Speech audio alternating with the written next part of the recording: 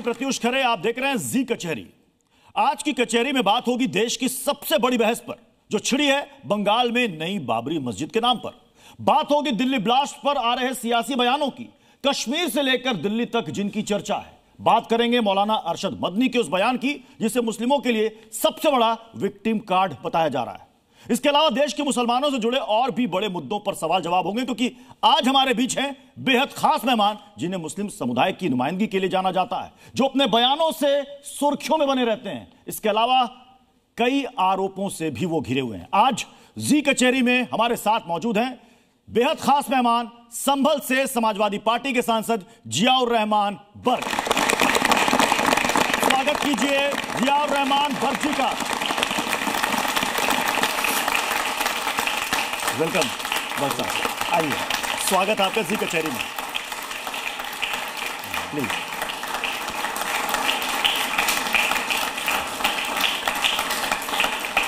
तो जी कचहरी में हमारे साथ आज मौजूद है समाजवादी पार्टी के संभल से सांसद जियाउर रहमान बर्क जी।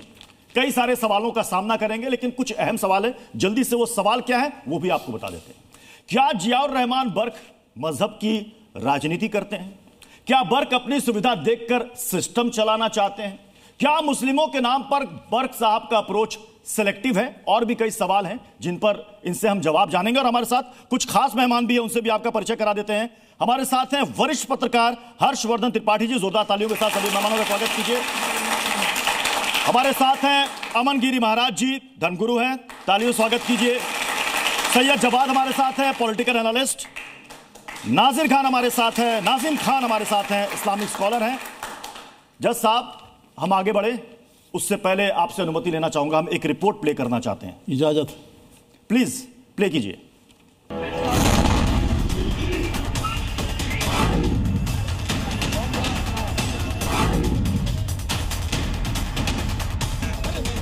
कब तक कहां जाकर के रुकेंगे? ये क्या चाहते हैं?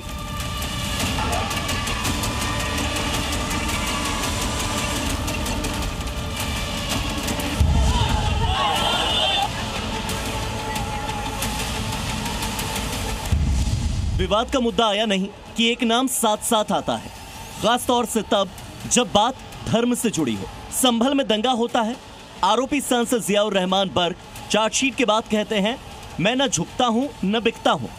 खुद सांसद हैं, लेकिन इन लफ्जों में वो कहीं न कहीं सिस्टम को खुलेआम चुनौती देते हैं। मैं सांसद हूं, मैं अपने मुकदमे का मैंने कहा था मुझे डर नहीं है, मेरे खिलाफ मुकदमा लिखा गया। दिल्ली में धमाका हो जाता है, 13 लोग मारे जाते हैं। सफेद पोश डॉक्टर्स की करतूत कैमरे पर एक्सपोज हो जाती है, लेकिन बर्क फिर कहते हैं, ठहरिए, किसी पर यूं ही दोष मत मढ़िए। लेकिन जब बात आती है आई लव मोहम्मद की, तो संभल के मुखर सांसद जांच की बात नहीं करते, तुरंत इसे मुस्लिमों के खिलाफ बड़ी साजिश करार दे देते हैं। तो आज कचहरी में सवाल है कि बर्क सुविधा के हिसाब से सिस्टम को क्यों चलाना चाहते हैं?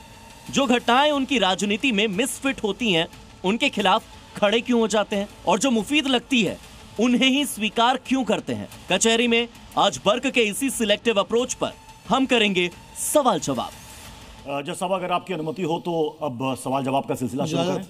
ये टीएमसी के विधायक हैं हुमायूं कबीर, जानते होंगे इनको आप। ये 6 दिसंबर को ये बाबरी मस्जिद की नींव डालने वाले हैं और कई लोगों को वो बुला रहे हैं। आपको निमंत्रण मिलेगा तो जाएंगे आप? कहां डालना चाहते हैं? मुर्शिदाबाद में, बंगाल में। अब निमंत्रण मिले तो उसके बाद में कोई जवाब देंगे? नहीं, अगर मान लीजिए कि आपको निमंत्रण मिला तो आपका फैसला क्या होगा, जाएंगे या नहीं जाएंगे? नहीं, अभी जब निमंत्रण मिला ही नहीं है तो अभी पहले से कैसे मैं कोई चीज़ कयास लगा लूँ? तो लेकिन ये कि आपको निमंत्रण भेजा जा रहा है। मैं यही कहना चाहूँगा कि इस देश के अंदर हमें अफसोस इस बात का है, इतना लंबा समय होने के बावजूद हमारी आज़ादी को, मुल्क को, और अभी तक हम लोग सिर्फ धार्मिक स्थल मस्जिद मंदिर पर ही आकर के अटके हुए हैं। हमारे देश में तरक्की में ये सारी चीज़ें बाधा उत्पन्न करती हैं। और जहाँ मस्जिद मंदिर की बात है, हम कहते हैं कि हम मुसलमान हैं, इस देश के नागरिक हैं, जहाँ अगर हमें ये हमारा संवैधानिक अधिकार है कि हम अपनी इबादत करें, और हमें जो हिंदू समाज के हमारे भाई हैं, हमें ये अफसोस नहीं है कि वो अपनी मंदिर में जाके करते हैं इबादत, तो हमें ना उनको बनाने से हमें कोई रुकावट पैदा होती, ना हमको उनकी इबादत से कोई वो है। अगर कोई मस्जिद बना रहा है तो इसके अंदर क्या नहीं, मस्जिद बनाने में किसी को कोई दिक्कत या समस्या नहीं है, लेकिन बाबरी और 6 दिसंबर, इससे साधु संत बहुत नाराज हैं। वीएचपी तो यहां तक कह रही है कि ये जानबूझ करके इस बाबरी विवाद को बढ़ाने की कोशिश की जा रही है, क्योंकि सबको पता है कि 2026 में पश्चिम बंगाल में विधानसभा के चुनाव है। काश आपने इसके साथ में ये सवाल भी रखा होता कि संभल के अंदर भी जो मस्जिद है वहां पर भी जो दूसरे समाज के लोग हैं, इसके बारे में आप बेहतर बता पाएंगे। नहीं, मैं आपको आरोपी भी बनाया। उन लोगों ने भी अभी कुछ दिन पहले ये प्रयास किया था कि हम ऐसा नहीं ऐसा करेंगे, तो क्यों? तो ऐसा थोड़ी है, ये कानून जो इस देश का कानून है वो सबके लिए है। तो मतलब आप ये कह रहे हैं कि संभल में जो विवाद हुआ तो वो मामला कोर्ट में विचाराधीन है, जिसमें आप पर भी कई संगीन आरोप लगे हैं, तो क्या वो राजनीति से प्रेरित है? वो उस कोर्ट के अंदर विचाराधीन है, लेकिन उसके बावजूद भी लोग प्रयास करने का किया, लेकिन फिलहाल उनको परमिशन इस प्रकार की नहीं दी गई। तो मैं ये कहना चाहता हूँ इस चीज की बातें क्यों आ रही हैं। मेरा मकसद ये नहीं कि मस्जिद बाबरी के नाम से बने। मस्जिद क्या बाबरी के नाम से मस्जिद बननी चाहिए? मैं आपसे बिल्कुल जनरल सा सवाल नहीं, मैं इस चीज के हित में नहीं हूँ कि मस्जिद बाबरी के नाम से बननी चाहिए। बड़ा स्टेटमेंट दे रहे हैं आप कह रहे हैं कि मस्जिद बने लेकिन बाबरी नाम से नहीं। मेरा मकसद बिल्कुल मेरा मकसद ये है कि इस हम चाहे मेरा संभल हो, उत्तर प्रदेश हो या हिंदुस्तान हो, हमारे मुल्क के अंदर जो है सब लोग मिलकर के रहें। और अगर मस्जिद की तामीर हो, और एक चीज़ और मैं आपको खास एक चीज़ बताता चलूँ, हमारा मजहब कभी इजाज़त नहीं देता कि आप दूसरे की आस्था को ठेस पहुँचाएं, दूसरे की भावनाओं को ठेस पहुँचाएं। हम मस्जिद अगर बनाएं तो उसमें रुकावट क्यों पैदा हो? अगर मस्जिद हम बनाना चाहते हैं, तारीख से कोई मतलब नहीं होना चाहिए। तारीख किसी भी बना सकते हैं, 6 दिसंबर हो या 6 जनवरी हो। ये 6 दिसंबर को ही क्यों चुना गया? नहीं, इसमें तो कोई मतलब नहीं है। अच्छा, वो 6 दिसंबर वो क्यों नहीं चुन सकते, ये बताएं आप मुझे। आपका ये सवाल कि बाबरी ही क्यों, तो चलिए मैं क्योंकि सवाल ये खड़े किए जा रहे हैं कि 6 दिसंबर नहीं, मैंने माना बाबरी ही नहीं होना चाहिए, बट 6 दिसंबर क्यों नहीं होना चाहिए? किसी भी तारीख में रख सकते हैं, लेकिन उसको मस्जिद बनाने में कोई रुकावट पैदा नहीं होनी चाहिए। आपकी पार्टी के सीनियर नेता हैं किरणमय नंदा जी, वो कह रहे हैं कि बाबरी गिराकर बीजेपी ने देश के गौरव को खत्म किया। क्या आप इससे सहमत हैं? इसमें क्या दो राय है? आप मुस्लिम सांसद हैं, आप एक बड़े तबके की नुमाइंदगी आप करते हैं, लेकिन अरशद मदनी साहब कह रहे हैं कि मुसलमानों को मौके नहीं मिल रहे, मुसलमानों को दबाया जा रहा है। क्या इस देश के अंदर मुसलमानों को सर उठाने नहीं दिया जा रहा? आप हमारे बीच बैठे हैं, आप मुस्लिम सांसद हैं, एक बड़े तबके की नुमाइंदगी करते हैं बर्क साहब। लेकिन आपको ये भी याद रखना चाहिए, मैं सामना कर रहा हूँ बहुत मशक्क़त का। जो झूठे केस मेरे ऊपर लगाए गए हैं, जो आपने अभी मदनी साहब का बयान सुनाया, मैं उस चीज़ पे ही के साथ साथ उसकी रोशनी में बात कहना चाहता हूँ कि जैसे उन्होंने कहा कि मुसलमानों को आगे बढ़ने नहीं दिया जाता। आप ये बताइए, अगर जो मुसलमान आगे बढ़ जाते हैं तो उनको दबाने का प्रयास क्यों किया जा रहा है? अगर कि मुसलमान कोई किसी जगह विधायक, सांसद या कोई बन गया तो वाइस चांसलर कुछ भी, तो उनको लगातार किसी न किसी उसमें टारगेट करके दबाने का प्रयास कर रहा है। आजम खान की बात उन्होंने की, मैं खुद उसका शिकार हुआ हूँ और मैं उसको लगातार झेल रहा हूँ। मैं इसलिए झेल रहा हूँ क्योंकि मैंने सच और हक की बात को उठाया है, चाहे वो सड़क हो या आपके हम सम्मानित जो मीडिया मंच हो या हमारे देश की जो संसद है उसके अंदर मैंने उठाने का प्रयास किया है और उठाया है, क्योंकि जो सच था और हक था अपने जनता की आवाज़ को। क्योंकि मैं ये सोचता हूँ कि अगर मैं इस देश की सबसे बड़ी पंचायत के अंदर पहुँचा हूँ तो मेरा मकसद ये नहीं है कि मैं वहाँ पर खामोश जा करके बैठ जाऊँ।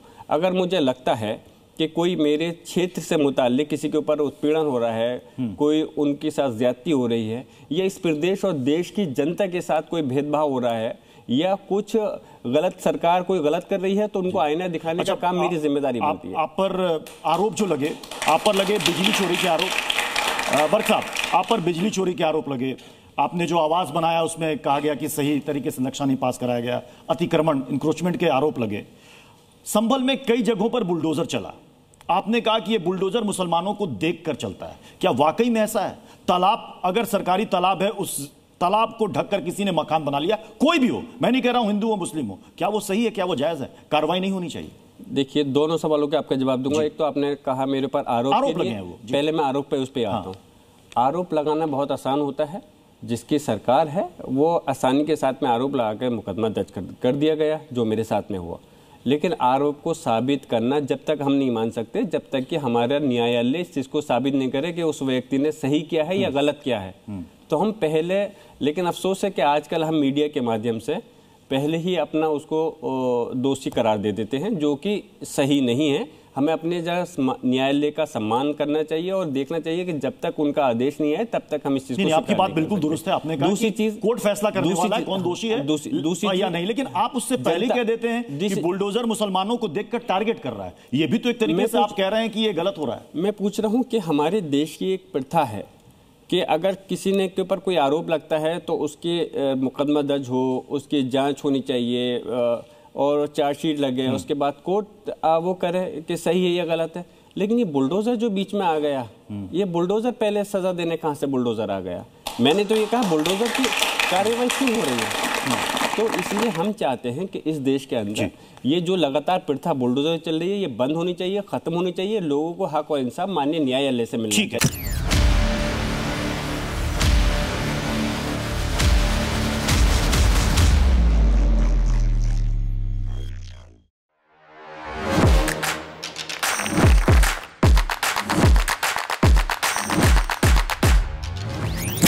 Welcome Dr. Subhash Chandra. And habit can be micro, macro. 66 times if you repeat the same thing, it becomes your habit.